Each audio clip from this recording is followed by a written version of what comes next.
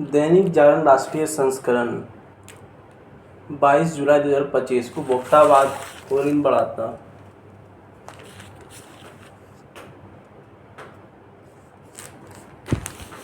उपभोक्तावाद को बढ़ावा देता ऋण। देश का सकल घरेलू उत्पाद में घरेलू ऋण का हिस्सा एक दशक में 26% से बढ़कर 42% तक पहुंच गया है।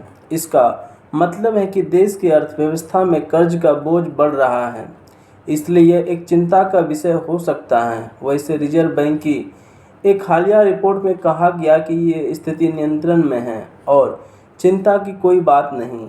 घरेलू मांग दिनों दिन बढ़ती जा रही है, खाद्य पदार्थों का रिकॉर्ड उत्पादन हुआ है और कीमतें नियंत्रण में हैं। फिर भी ऋण की इस स्थिति का विचार तो किया जाना चाहिए।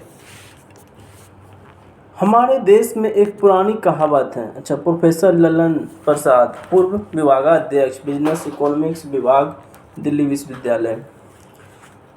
हमारे देश में एक पुरानी कहावत है कि जितनी लंबी चादर हो पैर उतने ही पसारने चाहिए, किंतु आज के संदर्भ में इसकी मान्यता कम होती जा रही है। इसकी वजह चरवाक का सिद्धांत ऋण कर्तव्य घृतम पिबत भस्मीभूतस्य देहस्य पुनर्जन्म किमपि लोकप्रिय होते जा रहा है। आमदनी में वृद्धि, विलासिता के साधनों के बड़े पैमाने पर उत्पादन और जीवन शैली में बदलाव इसके मुख्य कारण हैं। यह स्थिति विश्वव्यापी है, भारत इसका अपवाद नहीं। यद्यपि उभरती अर्थव्यवस्थाओं में इसकी तुलना में भारत अभी भी यह कम और नियंत्रण में है। खाने पीने और आवश्यक वस्तुओं पर होने वाले खर्च का प्रतिशत आवास, मोटर वाहनों, एसी, रेफ्रिजरेटर, इलेक्ट्रॉनिक सामान, पर्यटन, शिक्षा और स्वास्थ्य सेवाओं आदि पर खर्च की अपेक्षा कम होता जा रहा है। मनचाही वस्तुओं के उपभोग के लिए यदि अपने पास साधन नहीं हो, तब भी ऋण लेकर इन्हें पूरा करने की प्रवृत्ति तेजी से बढ़ती जा रही है। कुछ लोगों के लिए ऋण भी एक तरह से आमदनी का स्रोत बनता जा रहा है। इसके लाभ कम है लेकिन हानि अधिक।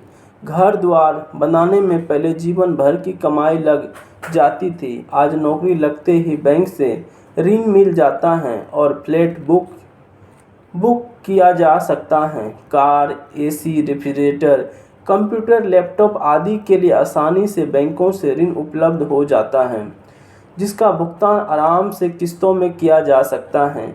छोटे बड़े उद्योगों, खेती, बागवानी, वाणिज्य व्यापार आदि के लिए बड़े पैमाने पर आज ऋण की व्यवस्था है, जो अर्थव्यवस्थाओं को गति देती हैं, लोगों को रोजगार देती हैं और आमदनी में वृद्धि करती हैं। ऋण दुखदायी तब हो जाता है जब लेने वाले में उनका भुगतान की क्षमता नहीं होती।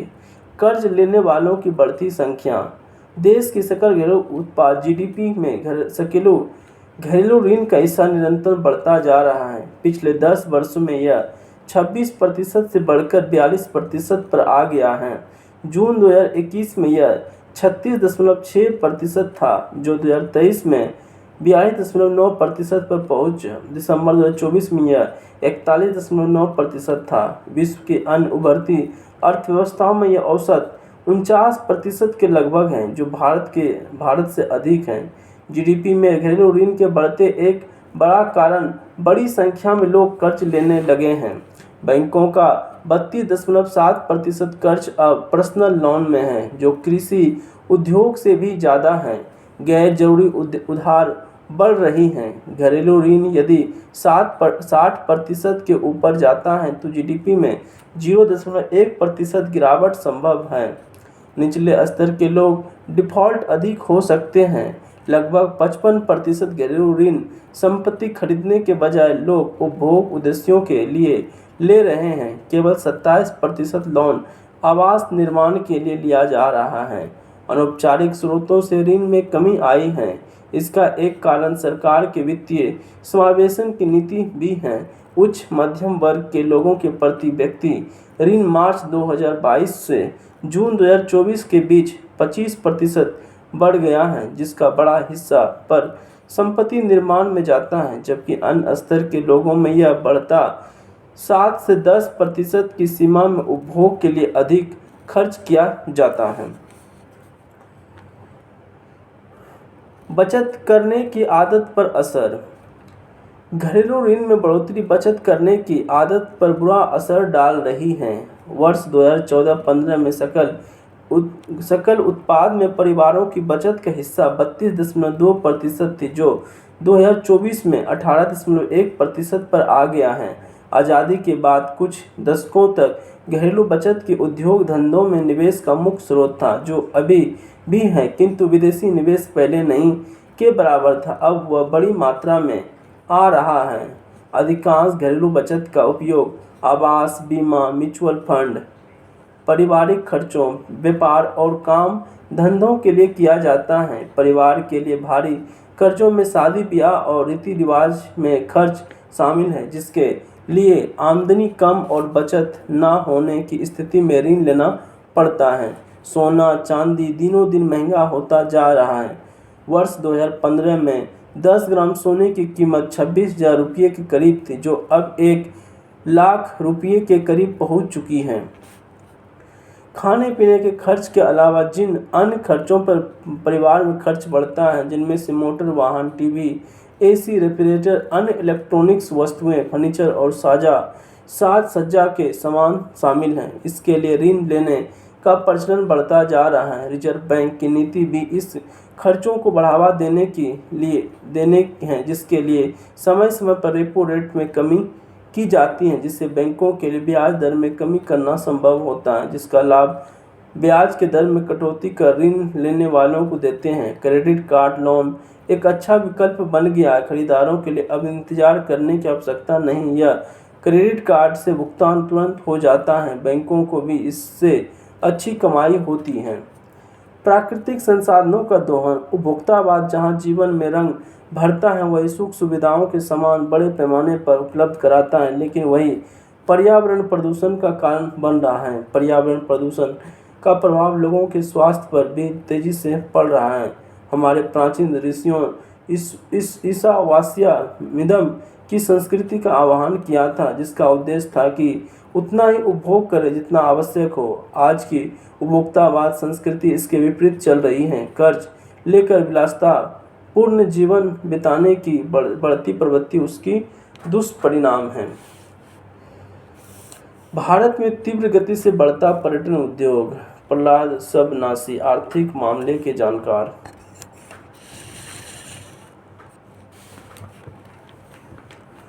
भारत में पर्यटन उद्योग के आगे बढ़ने के कई वर्षों तक प्रयास किए जाते रहे, परंतु अब इस क्षेत्र में वृद्धि दर अपेक्षा से अनुरूप नहीं रही। हाल के समय में भारत के नागरिकों में स्व का भाव विकसित होने के चलते देश में आर्थिक धार्मिक पर्यटन बहुत तेज गति से बढ़ा है। भारत में धार्मिक पर्यटन में आई जबरदस्त तेजी के कारण रोजगार के लाखों नए अवसर निर्मित हो रहे हैं, जो देश के आर्थिक विकास को गति देने में सहायक हो रहे हैं। विश्व के कई अन्य देश भी धार्मिक पर्यटन के माध्यम से अपनी अर्थव्यवस्थाएं सफलतापूर्वक मजबूत कर रहे हैं। एक अनुमान के अनुसार प्रत्येक पर्यटन लगभग 6 लोगों को प्रत्यक्ष अथवा परोक्ष रूप से रोजगार उपलब्ध कराता है। भारत में भी कमोबेश ऐसा देखा जा सकता है। धार्मिक पर्यटन को बढ़ावा देने के उद्देश्य से भारत सरकार ने भी धरातल पर बहुत कार्य संपन्न किया है। साथ ही अब इसके अंतर्गत एक रामायण सर्किट रूट को भी विकसित किया जा रहा है। इस रूट पर विशेष रेलगाड़ियां चलाए जाने की योजना बनाई गई है।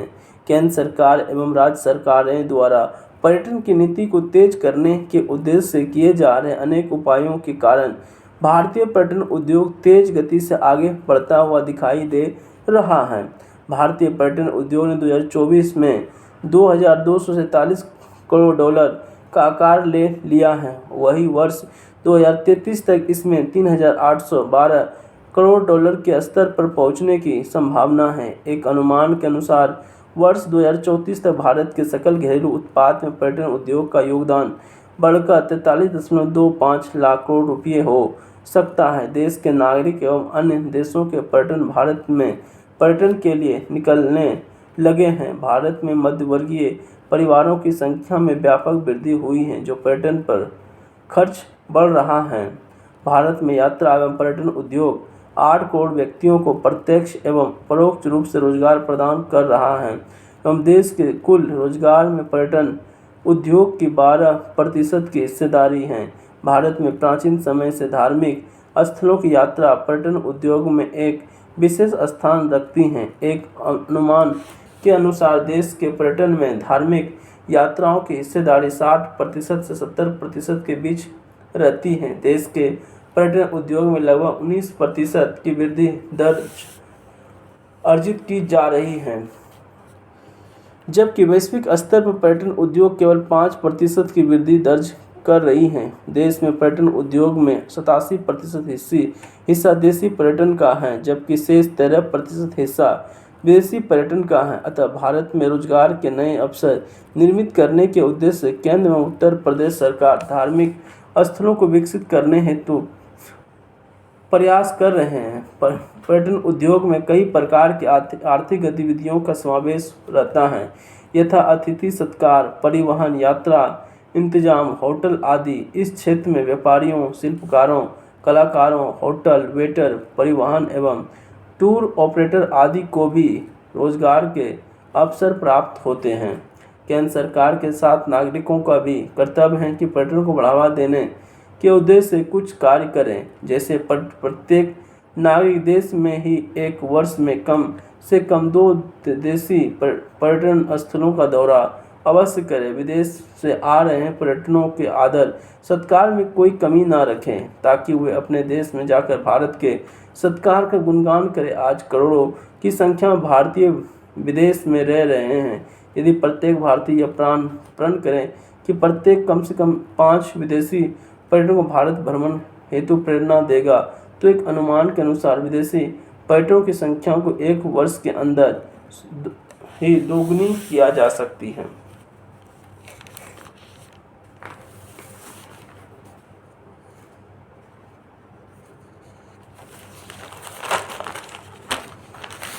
शिवाजी की स्मृतियों का संरक्षण।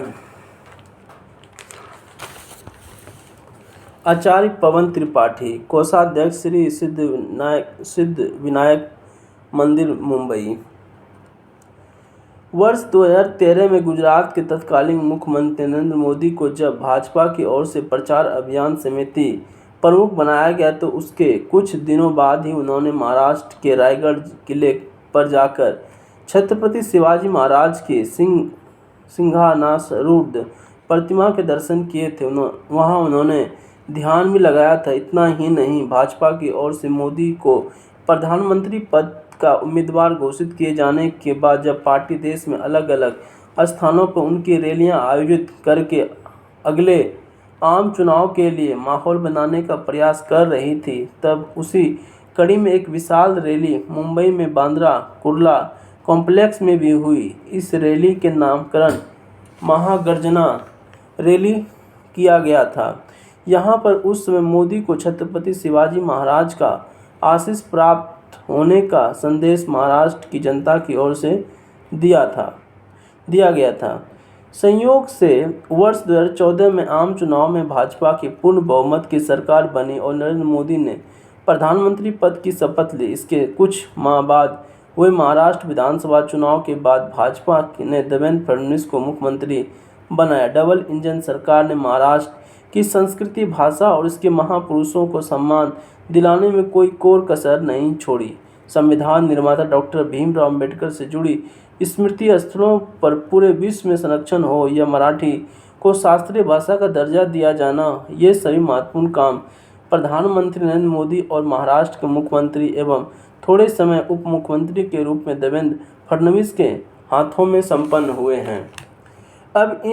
अब इसी कड़ी में उन्हें दोनों नेताओं के प्रयासों से एक और महत्वपूर्ण लक्ष्य पाने में सफलता मिली है। वह है छत्रपति शिवाजी महाराज की स्मृतियों से जुड़े 12 किलों को यूनेस्को की विश्व धरोहर सूची में शामिल किया जाना।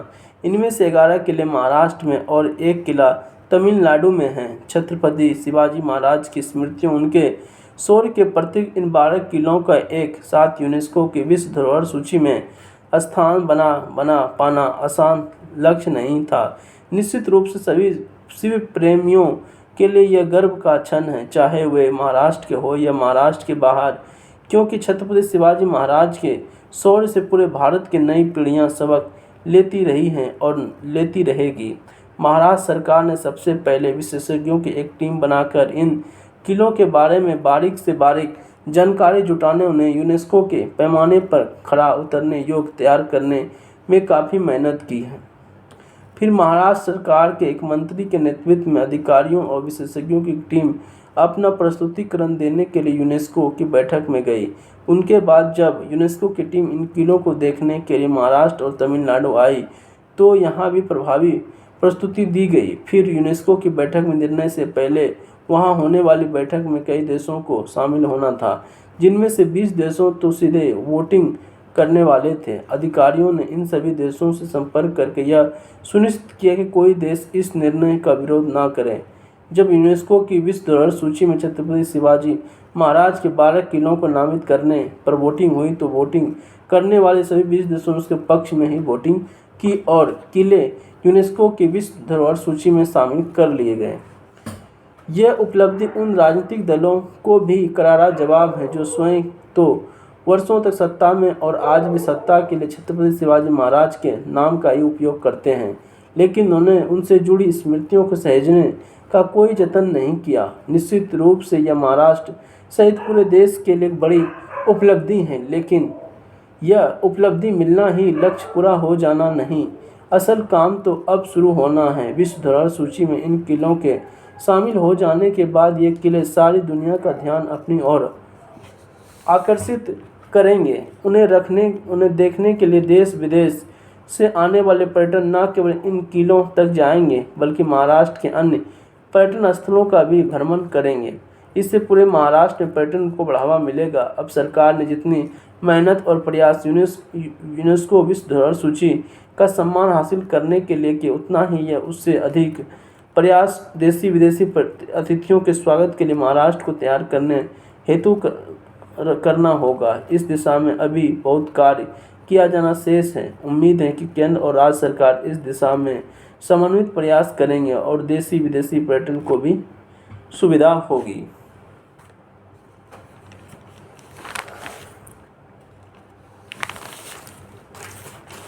संसद अपनी भी समीक्षा करें। आशुतोष झा।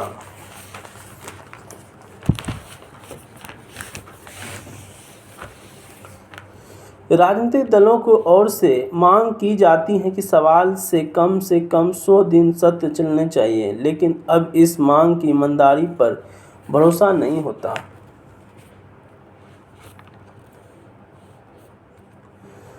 संविधान लोकतंत्र तो कुछ अरसे से राजनीति में चर्चा के केंद्र में ही है, लेकिन वक्त आ गया है कि अब विधेयका पर भी चर्चा हो और उसका ठोस आकलन हो। संसद जन आकांक्षाओं को पूरा कर पा रही है या नहीं? यदि नहीं तो इसके लिए उत्तरदायी कौन है, कितना और क्यों है? संसद सही तरीके से तब काम करेगी जब पक्ष विपक्ष के दल यानी संसद अपना काम ठीक से करेंगे। संसद के सदस्यों को कैसे जिम्मेदार बनाया जाना चाहिए, एक स्वतंत्र एजेंसी इसका पूरा अध्ययन कर जनता के सामने रखे दे कि किसे जिम्मेदार माना जाए। संसदीय परंपरा, नियम कानून की कसौटी पर यह अध्ययन हो और इसे सार्वजनिक किया जाए। यह इसलिए जरूरी हो गया है क्योंकि साल दर साल संसद की कार्यवाही चलाने के बजाय रोकने की कवायद तेज होने लगी हैं। बहस की गुणवत्ता के बजाय शोर के जोर से सफलता आंकी जाने लगी हैं। जनता के असल मुद्दे के बजाय आम तौर पर सतही राजनीतिक और चुनावी मुद्दों हावी होने लगे हैं। याद कीजिए कि सभी संसदीय सत्र से पहले ऐसी खबरें पड़ी क्या कि सत्र बहुत फलदायक होने वाला है। यह खबर हर बार पढ़ी होगी, हंगामेदार रहेगी। आरोप प्रत्यारोप इस पर चलता है। संसद चलाने की जिम्मेदारी किसकी है? सरकार विधेयक लाती है, विपक्ष के पास पूरा अधिकार होता है कि उस पर अपने विचार रखे, लेकिन विपक्ष का एजेंडा तय करता है कि सदन की कार्रवाई चलेगी या नहीं। राष्ट्रीय अंतर्राष्ट्रीय मुद्दों में थोड़ी भी रुचि रखने और दलगत राजनीतिक हित से अधिक देश की चिंता करने वाले किसी जागरूक नागरिक से यदि पूछा जाए कि अमेरिकी राष्ट्रपति डोनाल्ड ट्रंप की ओर से भारत पाकिस्तान सैन्य टकराव रुकवाने का जो दावा किया गया उस पर प्रधानमंत्री मोदी और सरकार का क्या कहना है, जवाब यही आएगा कि प्रधानमंत्री ने उस दावे को कड़ाई से तब खारिज कर दिया जब वह कनाडा गए थे और वहां से ट्रंप पर फोन से बात की थी। ऑपरेशन सिंदूर के बाद कई देशों से में संसदीय प्रतिनिधि ने सब दलों के सांसदों ने वैश्विक मंच पर क्या कहा। सबको पता है कि प्रतिनिधियों में कांग्रेस के भी कई सांसद थे। आखिर संसद के विपक्षी क्या जानना चाहता है? ट्रंप के बड़बोलेपन से दुनिया परेशान है। जिन देशों के साथ वह व्यापक समझौते की घोषणा कर रहे हैं वे अचंभित हैं, लेकिन हमारे तमाम विपक्षी सांसद की उन्हें ट्रंप के बड़बोले बयानों और बेतुके दावे पर चर्चा करनी है। ऑपरेशन सिंदूर में सेना की वीरता पर देश का सीना गर्व से चौड़ा है। संसद में बहस करना चाहे तो कर ले, लेकिन क्या सेना की रणनीति पर चर्चा करेंगे या सेना को यह बताने की कोशिश करेंगे सैन्य रणनीति कैसे बनाई जाती है? ऐसे मुद्दों पर संसदीय स्थायी समिति में खुलकर बात हो सकती है, लेकिन जोर सदन में चर्चा का है। बिहार में चुनाव आयोग की ओर से चल रहा मतदाता सूची का विशेष गहन पुनरीक्षण का मामला सुप्रीम कोर्ट में है। पहली सुनवाई कोर्ट में रोक लगाने से इनकार कर दिया और संभवतः अगले सप्ताह फैसला आ सकता है। फिर चर्चा किस चीज़ पर? फिलहाल तो सुप्रीम कोर्ट ने चुनाव आयोग के अधिकार को माना है कि केवल उस समय को लेकर और नागरिकता तय करने के संदर्भ में सवाल उठाया। सदन में जरूरी मुद्दे पर चर्चा होनी चाहिए, लेकिन उस चर्चा का सार्थक होना भी जरूरी है, खासकर तब जब संसद साल में बमुश्किल 40-50 दिन तक ही सुचारू रूप से चल पाती हैं। राजनीतिक दलों की ओर से मांग की जाती रही कि साल में 100 दिन सत्र चलनी चाहिए, लेकिन तब इस मांग की ईमानदारी पर भरोसा नहीं होता। चाहे तो सदस्यों की उपस्थिति या रजिस्टर देख ले। क्या वक्त नहीं आ गया कि सदस्यों की उपस्थिति को जरूरी किया जाए? कुछ देशों में ऐसे नियम हैं। अवरोध कम करने के लिए कुछ वर्षों में राज्यसभा में प्रश्नकाल से पहले शून्यकाल कर दिया गया। इसका थोड़ा सकारात्मक असर दिखा है। लोकसभा में भी इस पर विचार होनी चाहिए। इसके भी ठोस नियम बनने चाहिए कि सप्ताह में 4 दिन केवल सूचीबद्ध विषयों पर ही कार्रवाई चलेगी। संसदीय अराजकता और मनमानी को लोकतंत्र नहीं कहा जा सकता। संसद को सही तरह चलाना ही होगा।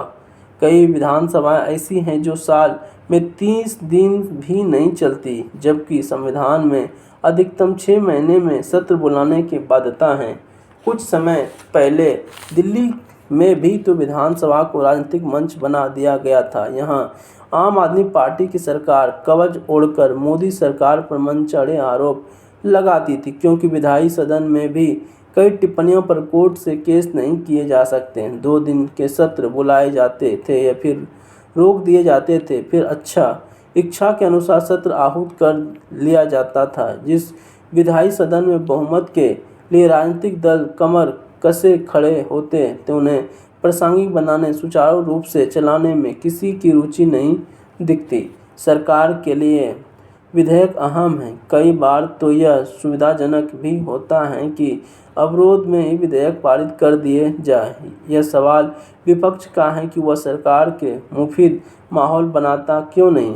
इनमें कई कारक हो सकते हैं, लेकिन एक बड़ा कारण होता है कि हर 2-3 महीने में होने वाले चुनाव। ऐसे में सबको वही मुद्दा चाहिए जो गर्मी पैदा कर सके, ब्रेकिंग न्यूज बना सके, आरोप प्रत्यारोप का मंच दे सके। क्या मान लेना चाहिए कि संसद तभी सुचारू ढंग से चल पाएगी जब प्रासंगिक हो पाएगी, जब लोकसभा और विधानसभाओं के चुनाव एक साथ करा लिए जाएं। एक साथ चुनाव कई मर्ज की दवा साबित हो सकती है। तब गृह मंत्रालय के पास भी एनआरसी को पूरा करने का वक्त होना होगा और चुनाव आयोग के पास मौका होगा कि उसके आधार पर मतदाताओं की सूची दुरुस्त कर ले।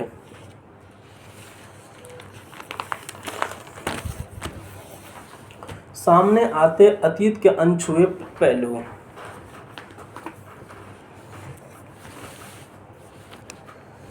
पिछले कुछ महीनों में पश्चिमी उत्तर प्रदेश के तिलवाड़ा, साकिन, हरियाणा के टोपरा कलां और राजस्थान के बहज नामक पुरातन स्थलों के ताम्रयुगीन, महाभारतकालीन, मौर्य, शुंग काल और कुषाण काल के अनेक महत्वपूर्ण पुरावशेष मिले हैं।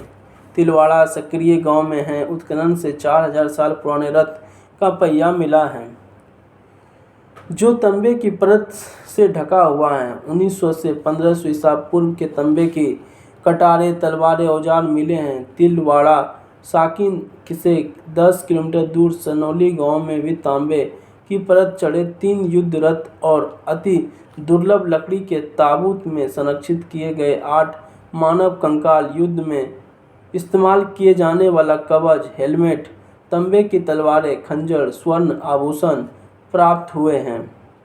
सनौली में भारतीय पुरातत्व सर्वेक्षण ने सर्वप्रथम 2005 में उत्खनन कार्य कराया था। तब पुरातत्वविदों को यहाँ से करीब 116 मानव कंकाल, स्वर्ण निधि, बड़ी संख्या में सोने कंगन, सोने के मनके और सोने की मानव आकृति प्राप्त हुई थी।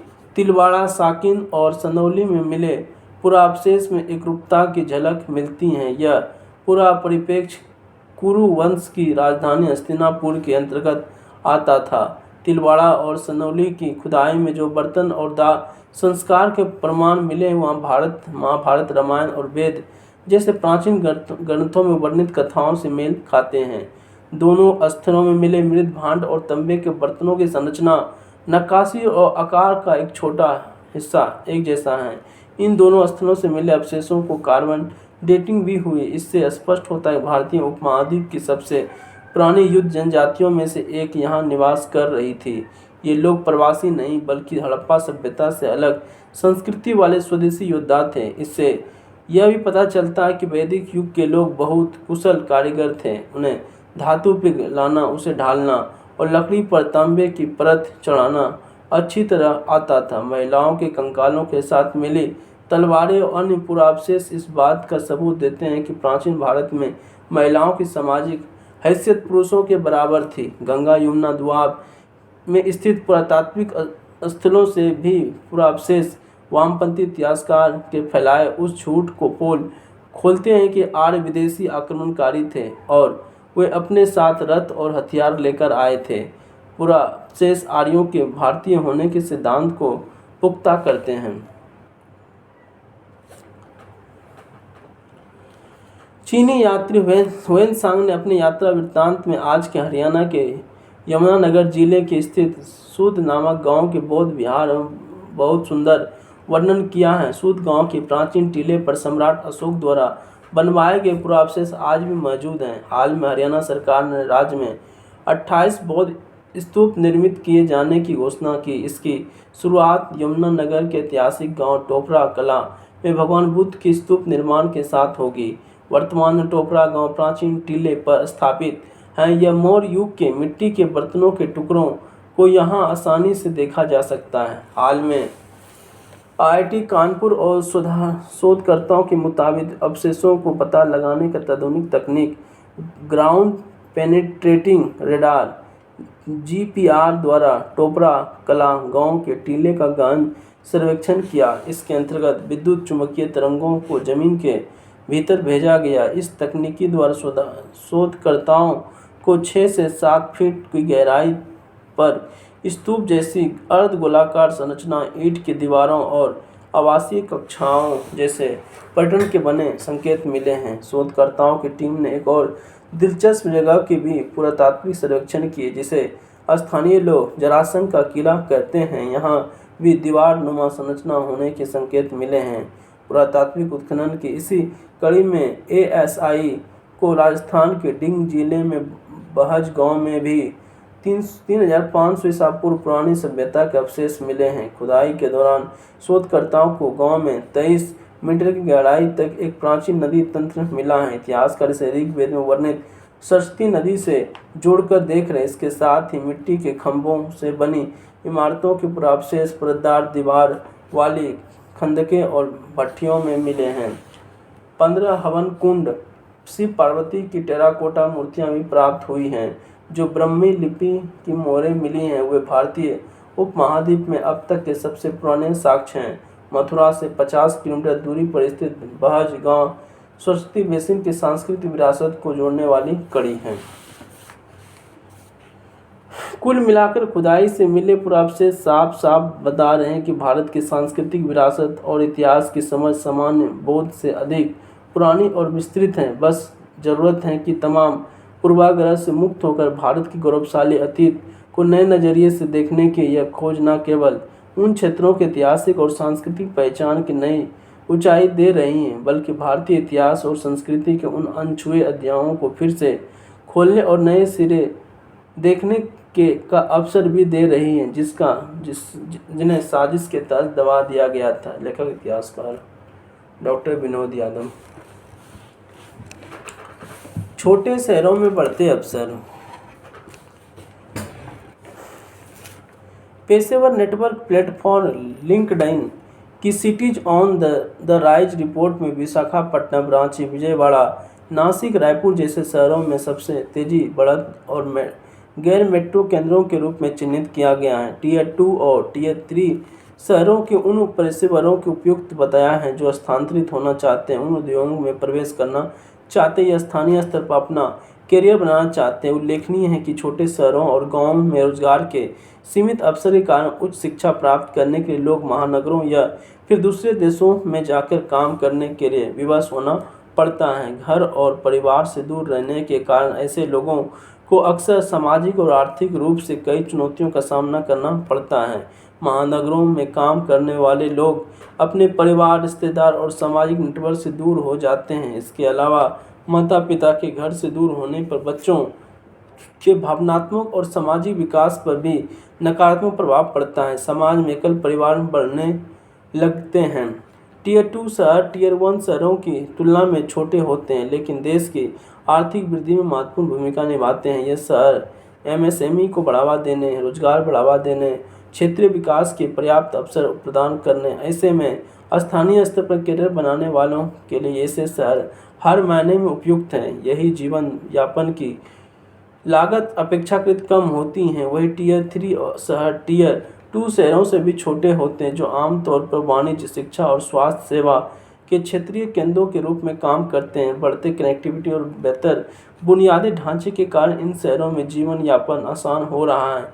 इसका अर्थ है कि कई भारतीयों को सार्थक कैरियर प्रगति के लिए अब बड़े शहरों की ओर रुख करने की कोई ज़रूरत नहीं होगी। ये उद्योगों, कार्यक्षेत्र और भूमिकाओं में नए अवसर प्रदान कर रहे हैं। सरकारी योजना और तकनीकी कंपनियों के निवेश में यहाँ रोजगार के अवसर बढ़ रहे हैं। डाटा और एआई में आई तेजी के बीच तकनीकी कंपनियां छोटे शहरों में अपना कारोबार स्थापित कर रही हैं। स्वास्थ्य सेवा और फार्मा कंपनियां भी गैर मेट्रो शहरों में अवसर पैदा कर रही हैं। कई प्रमुख बैंक रायपुर, आगरा और जोधपुर में अपनी सेवाएं बढ़ा रहे हैं। विशाखापट्टनम, विजयवाड़ा, मदुरई के पेशेवरों के बीच इंजीनियरिंग में सबसे ज़्यादा रोजगार के अवसर पैदा हो रहे हैं। सरकार द्वारा स्थानीय विकास के लिए किए जा रहे प्रयासों के कारण न केवल छोटे शहरों को रुतबा बढ़ा है, बल्कि स्थानीय प्रतिभाओं को अपने ही शहर में नौकरी भी मिल रही है। इससे परिवारों की आर्थिक सामाजिक स्थिति मजबूत होगी और वे अपनों के साथ ज़्यादा से ज़्यादा समय व्यतीत कर पाएंगे। सुनीता मिश्रा।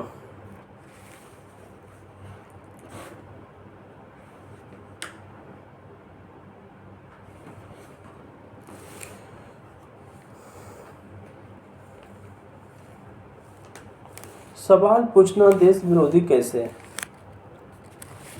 लोकतंत्र में संसद कानून पारित करने का मंच नहीं होता, बल्कि राष्ट्र की विचारधारा और सहमति और समाधान की सबसे महत्वपूर्ण जगह है। कृपया सार्थक चर्चा करें शीर्षक से प्रकाशित संपादकीय संसद की कार्यशैली और वर्तमान संवेदनहीनता कई गहराई से चर्चा करता है, किंतु इनमें एक व्यापक सुधारवादी विमर्श की आवश्यकता भी दिखाती है। अग्रलेख में यह ठीक कहा गया है कि अमूमन संसद में विमर्श की जगह हंगामा अधिक देखने को मिलता है, किंतु इसका कारण केवल विरोध नहीं बल्कि सत्ता पक्ष का भी असहिष्णुता भी हो सकती है, जिसे समान रूप से चिन्हित किया जाना चाहिए। संसद का स्वरूप अब उस मंच का नहीं रहा जहां सभी पक्षों का समान रूप से विचार रखने का अवसर मिले। इसका एक ताज़ा उदाहरण यह भी हो सकता है कि जब विपक्षी सांसद ने रक्षा नीति से जुड़े सवाल उठाए तो उन्हें राष्ट्र विरोधी की संज्ञा दी गई। यह लोकतंत्र के बुनियादी मूल्यों के लिए एक चिंताजनक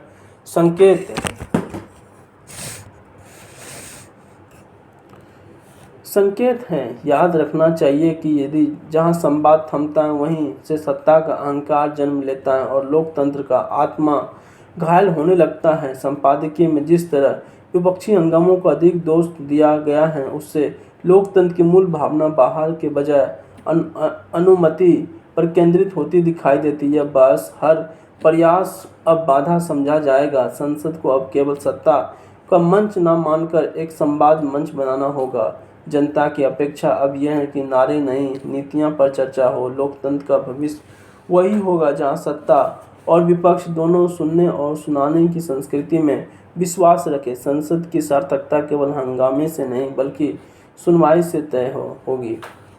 संसद की गरिमा पर सवाल। सिर्फ हंगामा खड़ा करना मेरा मकसद नहीं, मेरी कोशिश है कि सूरत बदलनी चाहिए।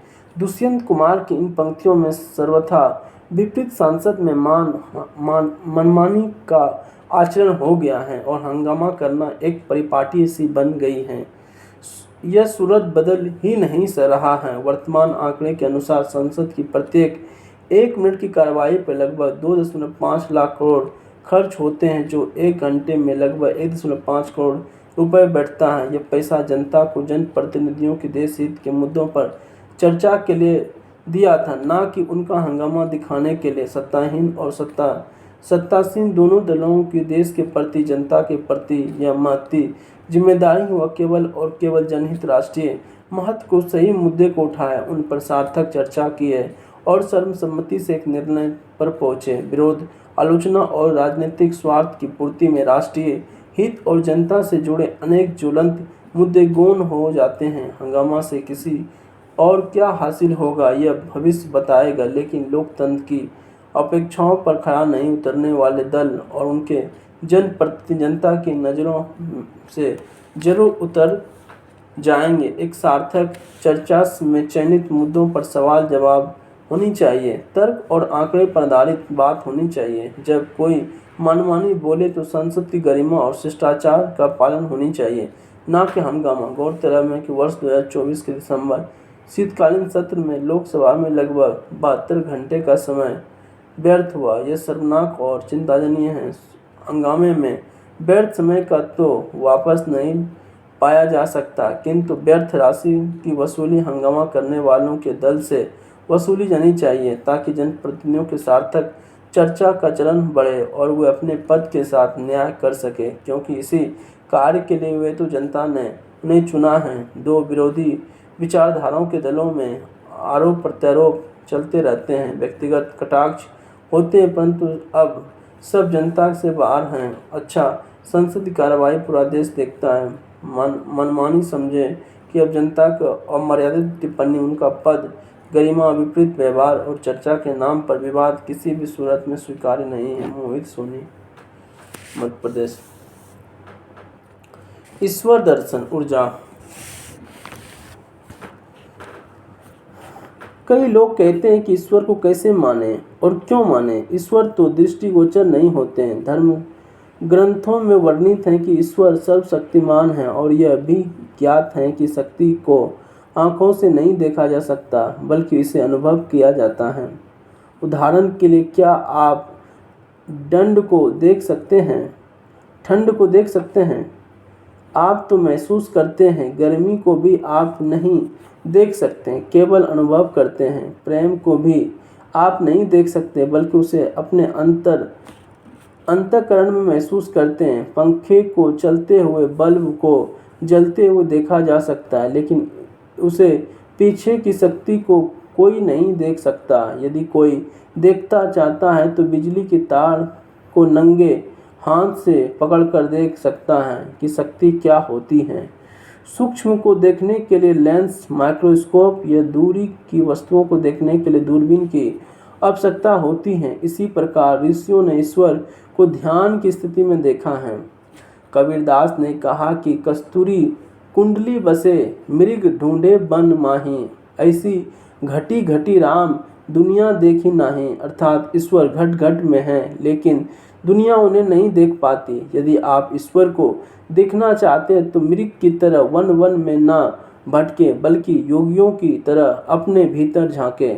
वे अनुभूति के नेत्र, ज्ञान नेत्र से श्रद्धालुओं भक्तों को देखते हैं। दूध में मक्खन दिखाई नहीं देता, लेकिन जब दूध को गर्म किया जाता है तो मथनते हैं, तब मक्खन प्राप्त होता है। कबीरदास ने कहा है, ज्यों तिल माही तेल हैं, ज्यों चमचम में आग तेरा साई तुझ मी में जग सके तो जाग। यानी कि ईश्वर हम सबके अंदर ही हैं, लेकिन उन्हें देखने के लिए हमें अपने भीतर झांकना पड़ता है और निरंतर प्रयास करना पड़ता है। इस प्रकार जब व्यक्ति ध्यान के माध्यम से अपने भीतर निरंतर झांकता है तो वह ईश्वर को अनुभव कर सकता है। मुकेश ऋषि।